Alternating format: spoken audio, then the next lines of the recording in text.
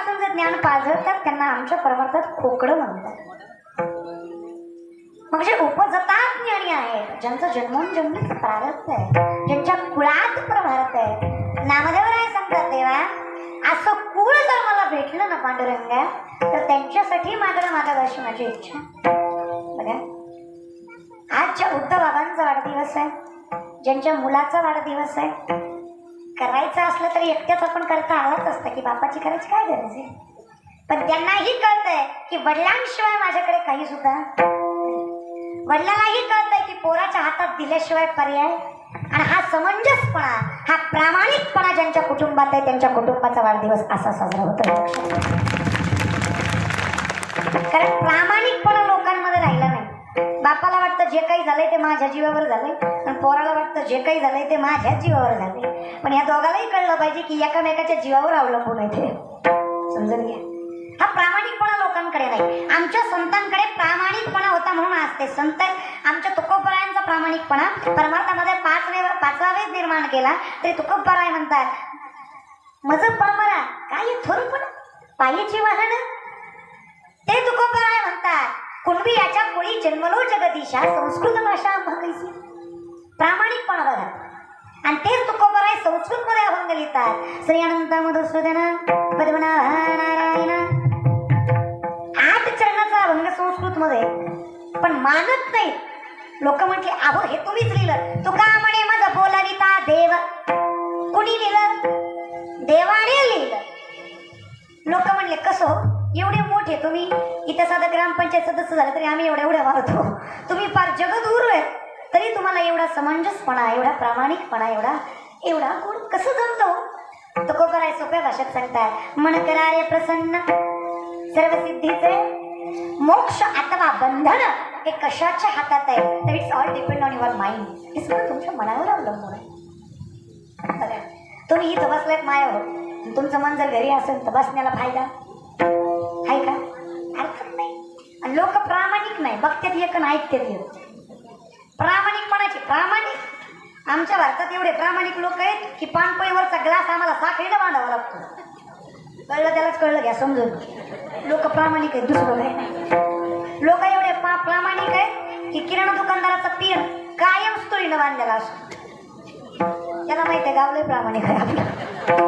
प्रामाणिक लोक आहेत आपल्या, इतके प्रामाणिक लोक आहेत आपल्या. चोर पकडायची मशीन होती, जपानमध्ये आणली तासात 20 चोर गेले, ऑस्ट्रेलियात आणली तासात 30 गेले, भारतात आणली तासात मशीनच गेली. लोक प्रामाणिक आहेत, दुसरं काय नाही महाराज. लोकांकडे एवढा प्रामाणिकपणा आहे कोरोनाच्या काळातच कळला. 10चा मास्क 100ला विकला आणि 20चा सॅनिटायझर 2000ला विकला महाराज. अहो ती श्वास घ्यायची मशीन, वाफ घ्यायची मशीन लई झालं तिची किंमत 400 ते 500. खोटं नाही बोलत, मी सुद्धा 3500ला घेतली. लोकच काय सांगतात, पण देव त्याचं भलं करणार नाही ज्यानं मला 3500ला विकली. प्रामाणिक लोक आहेत, दुसरं काय नाही. इतके प्रामाणिक आहेत, त्याच्यात एक बोंबर त्यात तिसरं. किलोभर तांदूळ दिला पण आका फेसबुक जाम केला. तू देतो कशाला? अहो करोड रुपयाचा बंगला बांधला, लोकांच्या डोळ्यात येऊन म्हणून बंगल्यावर नाव टाकलं मातृपितृ छाया. त्याच्या घरी मी गेले, मातृवटेवर पितृवटेवर छाया, खाटावर आग लागू तुझ्या बांगल्याला. तू लिहितो कशाला? प्रामाणिक लोक आहेत महाराज. आणि एक तर करू नका, केलं तर ओरडू नका. माझ्या संतांनी जर ओरडले असते ना तर आज त्यांचेही बंगले असते, पण त्यांची मंदिर आहे, त्यांचं कारण आहे, त्यांचं मन प्रसन्न. तुम्ही असं नका समजू की संत श्रीमंत नव्हते. नागबाबाकडे पिढ्यानं पिढ्याची संपत्ती, तुकोबरायांकडे पिढ्यानं पिढीची सावकारकी आहे. काय श्रीमंत? नागबाबाच्या घरी आलेला पाहुणा सोन्याच्या ताटात आणि चांदीच्या वाटीत जेवायचा. बोला, पुरणपोळी शिवाय स्वयंपाक नव्हता. आम्ही भिकारी आहेत, आम्ही तुमच्याकडून पैसे घेतो. नागबाबा श्रीमंत होते, कीर्तनाला आलेल्या लोकांना देत होते. लय बघू नका टुकटुक माझ्याकडे, मी काय देणार नाही. 2-4 घरावर पत्रे दिली विकावं लागायचं मला. माझ्याकडे बघूच नका, ते नागबाबा आहेत. आमची तेवढी लायकी बी नाही, पात्रता बी नाही महाराज. समजत घ्या, आम्ही फक्त त्यांचे विचार पोचवायचं काम करतो. आणि लक्षात घ्या, बुवाबाजी आणि परमार्थ यातलाही फरक आहे. डोळे झाकून कधी परमार्थ करू नका बरं का. येड्या गवाळ्याचे तुका म्हणे येते पाहिजे जातीचे, येड्या गवाळ्याचे परमार्थ हा नव्हे लेकुराच्या. लोक म्हणतात तू कुठं वेळ डंगरी लागून गेली ग, तू लेकरूच आहे की. पण समजून घ्या, जर वयाचीच किंमत असती ना तर माझ्या 5 वर्षाच्या मुक्ताईनं चांगले माझा उपदेश केला नसता.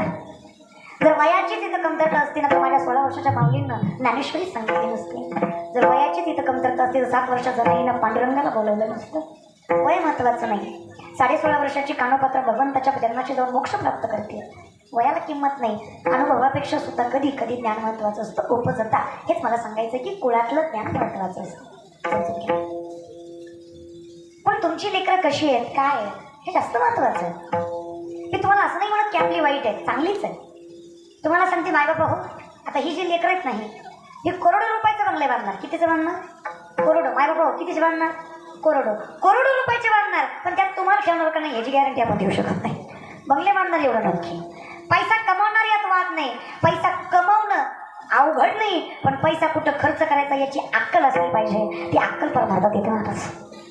जर अक्कल नसेल ना तर आर्यन खान व्हायला वेळ लागत. पैसा कमी आहे का बापाकडे? त्याच्या पैसा कमी आहे पण कुठं खर्च करावा याची अक्कल नाही म्हणून आज जमानत भेटत नाही. आणि त्याचे बाप आमच्या पोरांच्या डीपीला आहे. त्याचा बाप आमचा आदर्श आहे. आम्ही आमच्या बापाचे डीपी ठेवत नाही पण त्यांच्या बापाचे ठेवतो. कारण आता आम्ही वल्ल्यावर रागेल पण बापच बदलले महाराज. आम्हाला आमचे संत जमत नाही, लोकांचे जमतात अंगारेवाले. या इकडं लावा अंगारा. अरे हे संतांनी सांगितलं नाही फुंको कान नाही एकांतीचे ज्ञान. असं कसा परमार्थ करता रे? नाकाच्या शेंड्यापासून टाकल्यापर्यंत गंध लावतात, माय बाबाला घराबाहेर काढतात, परमार्थ करता. शेंद्रानं पिढे केले देव तुम्ही मानता, तुमच्या आमच्यात देव ना करता.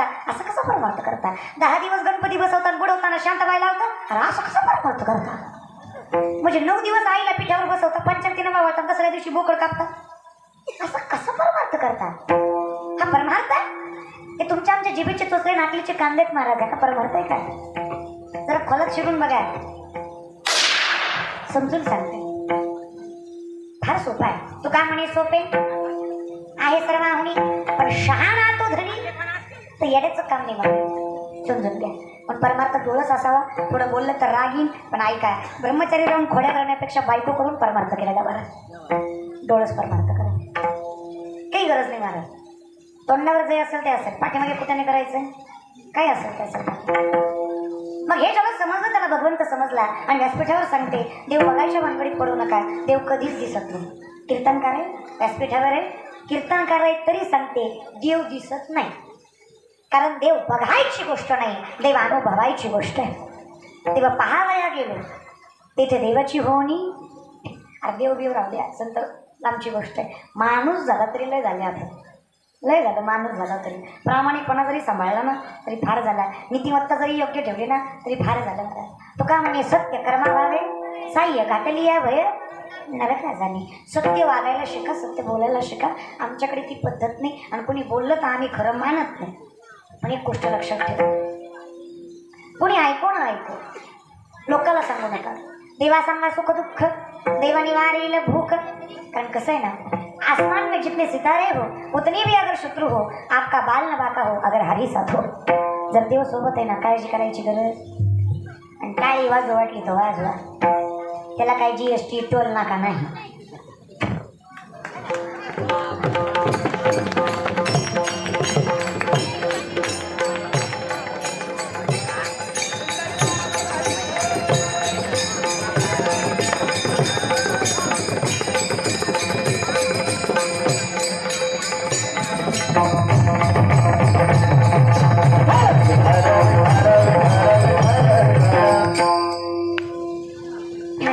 लोकांची खोड बघा ना, अंधार झाला की उठते. 2-4च आहे, दिलंय नाही पण ते 2-4 गावची कळा झाली. ते मगापासून तेवढंच बोलते. काय करायचं ते तोंडावर करा. निश्चित लाईट जाऊ द्या, 2 सेकंदात 4 उठली. म्हणजे बेबीच्या त्याच्यापासून आम्ही जी बोलतो त्याला काही नाहीच अर्थ महाराज. मगापासून बोलते राव, जे काय करायचं ते तोंडावर करा. पण लोकांचं काय सांगा ते नाही करत. उजेडात होते पुण्य, अंधारात ज्याच्या त्याच्या हाती आहे. शेवटी तुमचं तुम्हाला आहे. इंगळे बाबाचा विनोद आहे. एक माणूस एसटीत चढला, खाली उतरला, मोठ्या मोठ्यानं हसायला लागला. शेजारच्यानं विचारलं काय झालं रे हसायला? म्हणे मी कंडक्टरला फसवलं. म्हणजे कस काय? म्हणलं तिकीट काढलं गेलोच नाही. त्यांना सुद्धा कळलं. काय कळलं रे? फसलं कोण रे?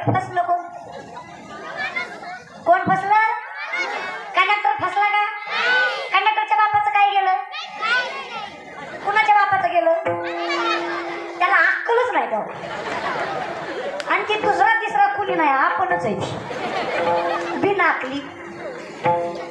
म्हणजे तुम्हाला वाटतं काय अंधारात तुम्ही उठले म्हणजे माझं काहीतरी जाईल ठेव का. माझं जेवढं पाकिट ठरलंय तेवढं ठरलंय. त्यात रुपया कमी नाही, जास्त दिले तर बघू पण कमी तर नाही मला. मग तोटा कोणाचा आहे?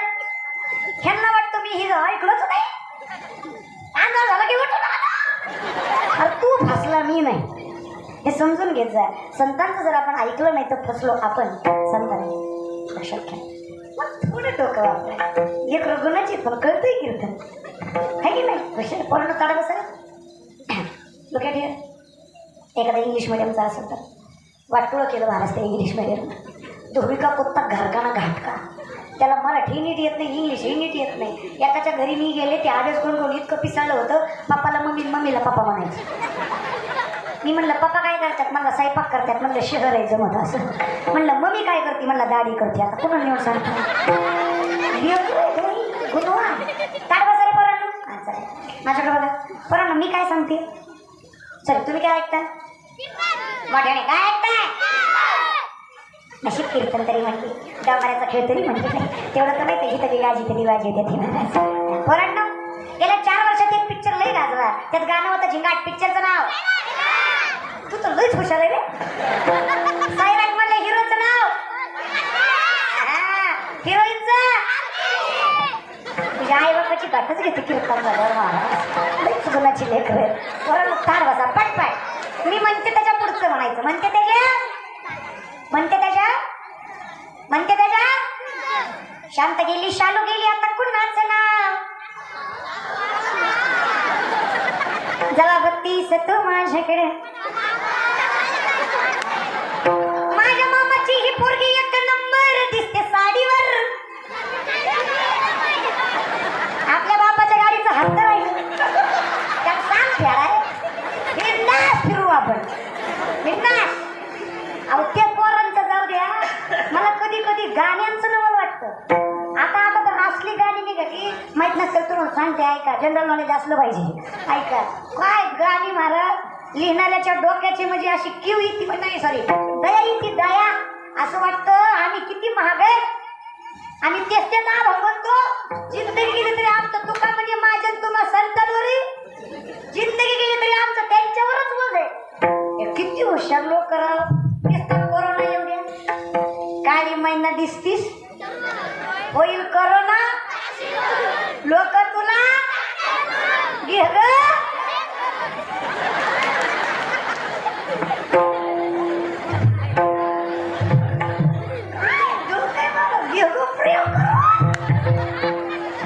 तुम्हाला कोणालाही भेटायचं प्रेम आहे की नाही?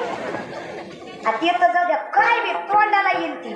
आता 2-4 दिवसात अगं बाय अगं बाय अगं बाय पुढं नाही लेटेस्टच दिसायला लागले. पुढचं मला बी येत नाही महाराज. एवढंच येत आहे मला पण ऐकलंय मी. समजून घ्या. नाही हो भगवंताची भक्तिगीतं भावगीत काही रचलेलीच होती. पण अजून लोकांच्या डोक्यात अजून सुद्धा गावात सप्ता असला ना तर माईकवाले तेच वाजवतात. आता ते म्हणत आहे फक्त पुंडलिकासाठी